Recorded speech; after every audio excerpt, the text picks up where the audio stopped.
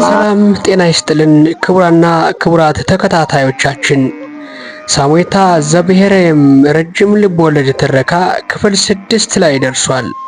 ስለምትከታተሉን ከልብ እያመሰገን ሰብስክራይብ በማድረግ እንድትጀምሩ ግብዣችን ነው። ላይክ እና ሼርም እንዳይረሳ። ከቤተ ክርስቲያኑ አጥር ግቢ ቁጭ ብዬ ጭኔ ላይ ካስደገፏት ብጫቂ ወረቀት ላይ ብዕር ያዘውን እጄን ጣል እንዳደረግኩ ከቤተ ክርስቲያኑ የሚርመሰምሰውን ወፈ ሰማይ ሕዝብ በትኩረት እመለከታለሁ። ጥቅምት 27 ከቀኑ 4 ሰዓት ገዳማ ነው። ዕለቱ ደግሞ የፉፋ መድኃኔዓለም ቤተ ክርስቲያን 125ኛ የወርቅ ኢዮቤልዩ ክብረ በዓል የሚከበርበት ቀን ነበር። ከሳጃ ከተማ ወደ ፉፋ የሚወስደው መንገድ አረንጓዴ፣ ቢጫና ቀይ ቀለማት ያላቸው ልብሶች አድምቀውታል።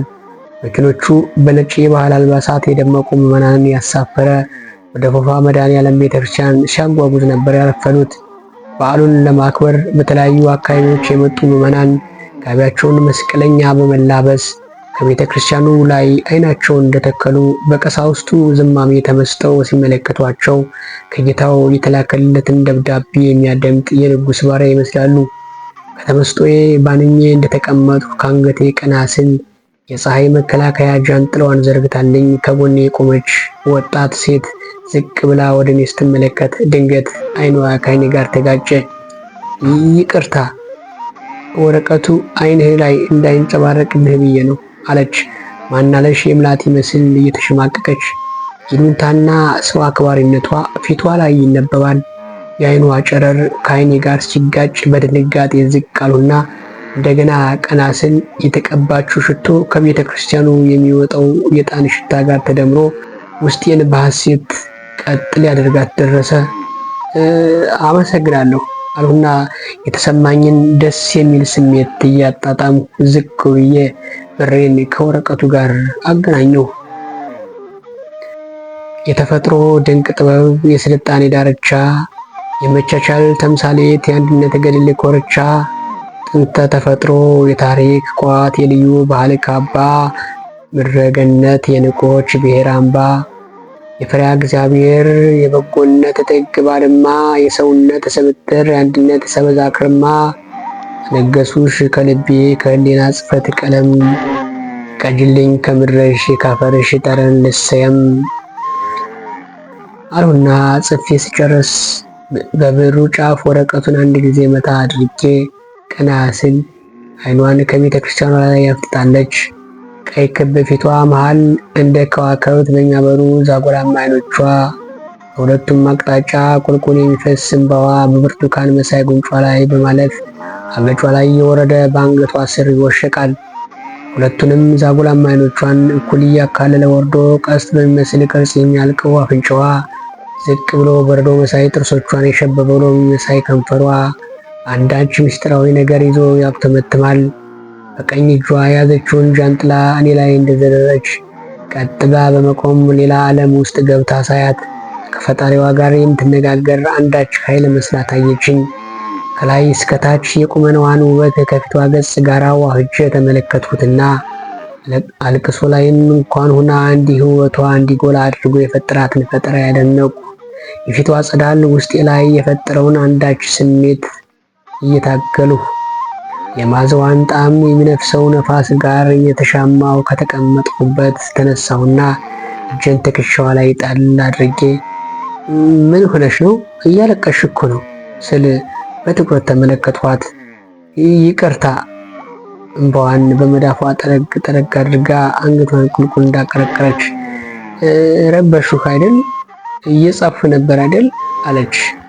ምንም ያልተፈጠረ ለማስመሰል ዝቅ በማለት ቁልቁል እንዳቀረቀረች በከፊል እየተመለከተችኝና የውስጧን ስሜት ለመደበቅ የምትታገል በሚመስል አኳኋን አከታተለችና ካቀረቀረችበት ቀና ብላ ፈገግ ያለች ግን ምንድን ነው የምትጽፍ? አለች።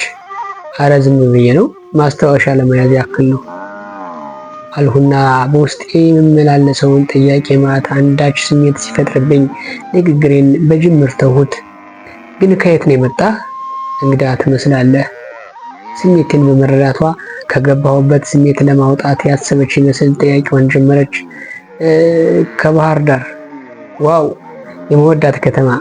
እውነት በአካል ቦታዋን ደቅድቄ ባላቃትም በስም ብቻ ሲጠሯት የምታስደስት ከተማ ነች። አንተም እኮ እንደ ከተማዋ የምታስደስት አይነት ልጅ ነህ። እንደ መሽኮርመም ብላ ሳቃለችና ለማንኛውም እንታወቅ፣ ፍሬ ህይወት ጥጋቡ እባላለሁ በማለት እጇን ዘረጋችልኝ።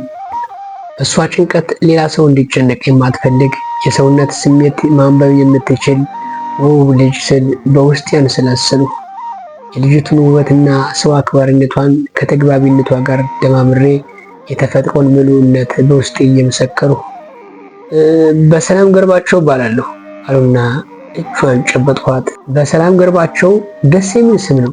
ባህር ዳር የፍቅርና የሰላም ሀገር እንደሆነች ይነገርላታል። በቪዲዮ እንደምናየው የከተማዋ ውበት ሁሉም ሰዎች በሁሉም ነገር የጸዱ እንደሆኑ ይነገርላቸዋል አለችና ፈገግ አለች። ዛሬ የተዋወቅን ሳይሆን የብዙ ጊዜ ጓደኛ መስላ ታየችኝ።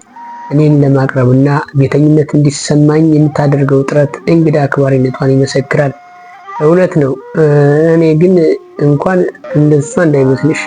ይልቅስ እስኪ ስለ ራስሽ ንገሪኝ እና ውስጤ የሚመላለሰውን ጥያቄ አንድ ባንድ ለመጠየቅ በቅደም ተከተል ወረፋ ሲያስኩ ስለ ራሴ ከመናገሬ በፊት ስለማታውቀው አካባቢ ባስረዳ አይሻልም? አለችና በትኩረት ተመለከተችኝ። አተያይቷ ፊቴ ላይ አንዳችን ተመረምረው ጉዳይ ያላት ይመስል ጠንከር ያለ ነው። እሺ ይሁን አልሁና አንገቴን ሰብር አድርጌ እርሷ ያለችውን ጉዳይም ትልቅ ስለሆነ እንድትነግረኝ በጉጉት እየጠበቁ አዎንታዊ ምላሽን ስትሰማ ፊቷን በፈገግታዋ ጸዳል ሞልታ መቀመጫዋን አሸራሽታ ተቀመጠችና እኔን ለስለስ ያለ ድንጋይ መቀመጫ አስጠግታልኝ እንደተቀመጥኩ ንግግሯን ቀጠለች።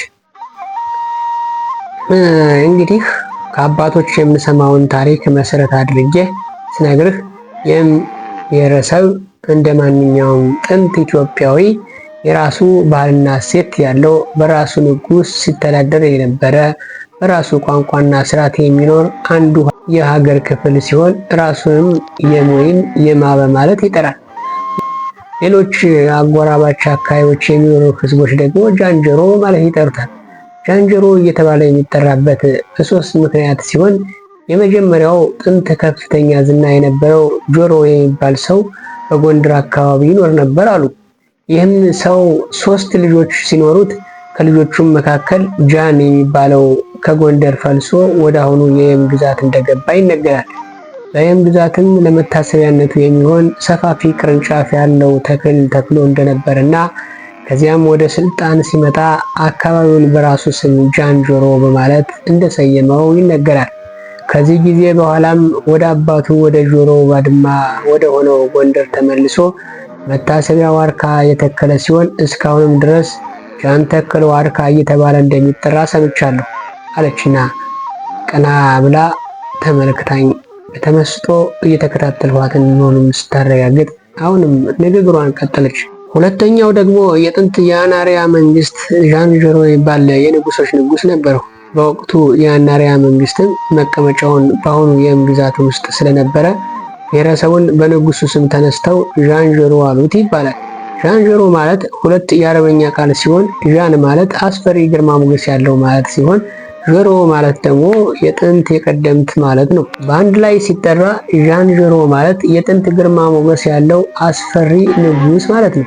የመጨረሻውና ሶስተኛው ምክንያት ደግሞ በራስ ወልደ ጊዮርጊስ የሚመራው የሚኒልክ ጦር የየምን ግዛት በተቆጣጠረበት ወቅት ብሔረሰቡ ታዛዥና ቅን ስለነበረ የጦር መሪው ራስ ወልደ ጊዮርጊስ ለንጉሱ ሚኒሊክ ሚስጥራዊ መልእክት የሚያደርስላቸው ከብሔረሰቡ መካከል አንድ ታማኝ ሰው መርጠው ነበር አሉ።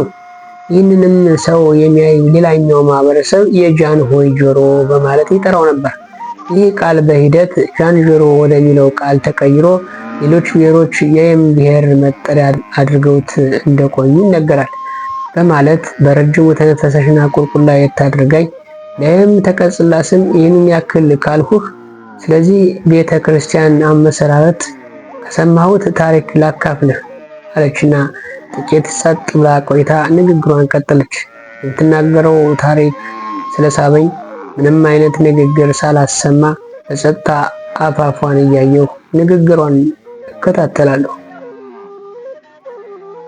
ሰላም ጤና ይስጥልን ውድ ተከታታዮቻችን፣ ቀጣይ ክፍል 7ን ይዘንላችሁ እስከምንቀርብ መልካም ቆይታ እንዲሆንላችሁ እየተመኘው ዝግጅቱን አዘጋጅቼ የማቀርብላችሁ የመጽሐፉ ደራሲና አዘጋጅ እኔ ተስፋውን ጥላሁን ነበርኩ። ሰላም በያላችሁበት ይሁን።